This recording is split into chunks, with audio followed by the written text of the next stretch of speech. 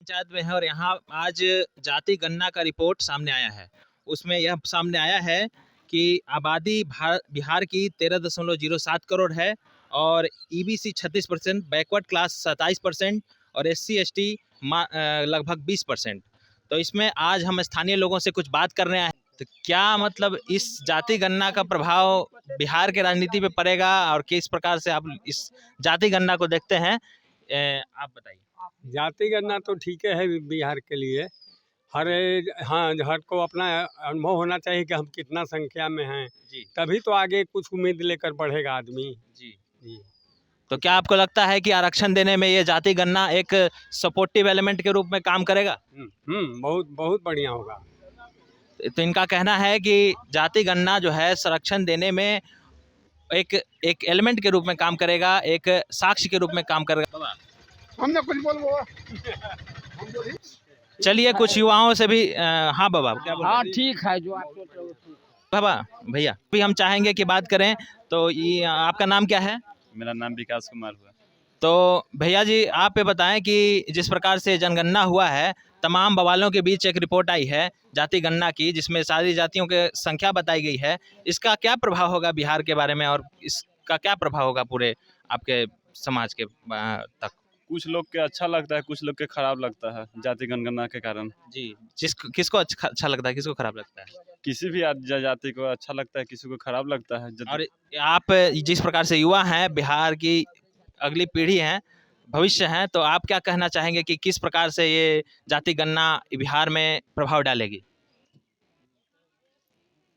इसका क्या प्रभाव होगा? क्या प्रभाव है? अच्छा प्रभाव होगा, खराब प्रभाव होगा? अच्छा ही होगा। जी, जिस यहाँ पे लोगों का कहना है कि जाति गणना का अच्छा ही प्रभाव होगा। तो अगले रिपोर्ट के लिए हम जुड़ते हैं सरासत में। इसके तब तक के लिए धन्यवाद। है सरासत में और सरासत के कुछ लोगों से जानते हैं कि क्या है उनका राय जाति गणना पे। तो भैया आपका नाम क्या है? ओम प्रकाश। जी भैया, जिस प्रकार से जाति गणना का रिपोर्ट पेश किया गया है, तो उस मामले में आप क्या सोचते हैं? क्या ये किस तरह से प्रभावित करेगा ये बिहार को? ये प्रभावित करेगा अगर एजुकेशन में देखा जाए, गवर्नमेंट जॉब में देखा जाए, तो वहाँ पे ये कोशिश कर रहे हैं कि जितना ज़्यादा जिस जाति का जनसंख्या है उतना आरक्षण दिया जाए। तो इसमें जो मेधावी छात्र हैं उनका नुकसान ज़्यादा होगा, क्योंकि उनको कम सीटें, अगर वो भूमिहार से हैं और जनरल कास्ट से हैं तो उस केस में उनको नुकसान होगा, क्योंकि सीट तो फिर आरक्षण के अनुसार देखा जाए तो 15% है, उसमें भी भूमिहार 2.5% के आसपास है, तो वहाँ पर तो सीट कम हो जाएगा, तो वहाँ पर उसका नुकसान होगा। और अगर वहीं पर अगर देखा जाए ज़्यादा लोगों का, अगर एस सी एस टी का तो ऐसे भी आरक्षण है, लेकिन फिर भी अगर इस जातिगत परसेंटेज के हिसाब से अगर आरक्षण दिया जाएगा तो उनको और ज़्यादा लाभ होगा। अगर कोई योग्य छात्र नहीं है फिर भी उसको नौकरी के लिए एलिजिबल किया जाएगा। तो जिस प्रकार से तत्कालीन लालू प्रसाद जब मुख्यमंत्री हुआ करते थे, तो उनका कहना था कि 100% आरक्षण होना चाहिए। उस पर क्या आप कहना चाहेंगे? नहीं, 100% आरक्षण नहीं होना चाहिए। आरक्षण होना चाहिए आर्थिक के अनुसार पे। जो कोई किसी भी जात का और किसी भी धर्म का अगर कोई व्यक्ति है और वह व्यक्ति अपना जो है सो सेल्फ एक्सपेंस मैनेज नहीं कर पा रहा है, उस केस में उसको आरक्षण देना चाहिए।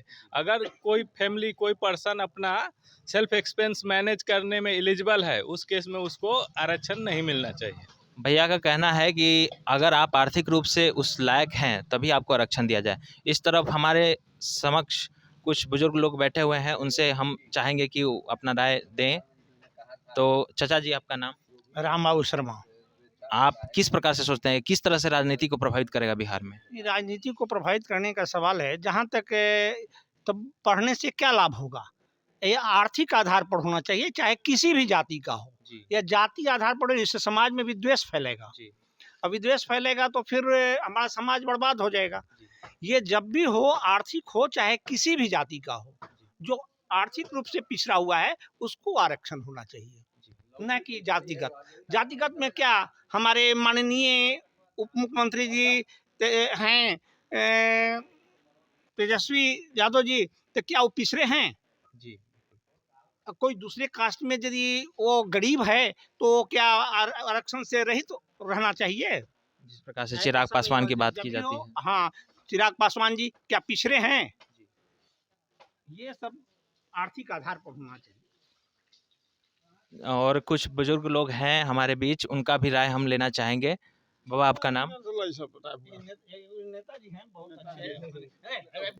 जाति जनगणना हुई है। हेलो तो एक चचा हैं हमारे, तो आपका नाम चचा? राकेश रंजन जी। जी, तो आप क्या बोलना चाहेंगे इस प्रकार से, क्या ये गलत है, सही है? देखिए ये तो मतलब बिल्कुल गलत है। ये मतलब है ना, यहाँ पर मतलब जातीय आधारित जनगणना मतलब नहीं होना चाहिए। यहाँ पर आर्थिक रूप से मतलब जो है वो होना चाहिए था। लेकिन ये सरकार अपनी वोट की राजनीति को मतलब है ना, ये अपने मतलब है ना जात की राजनीति को मतलब कर करके इस समाज को बांटना चाहते हैं, समझे ना, इसलिए मतलब ये गलत है। जी, हम यहाँ सरासत में मौजूद थे और यहाँ सभी जनताओं का मानना है कि ये वोट की राजनीति है और यहाँ तो नेगेटिव ओपिनियन है हमारे हिसाब से। धन्यवाद।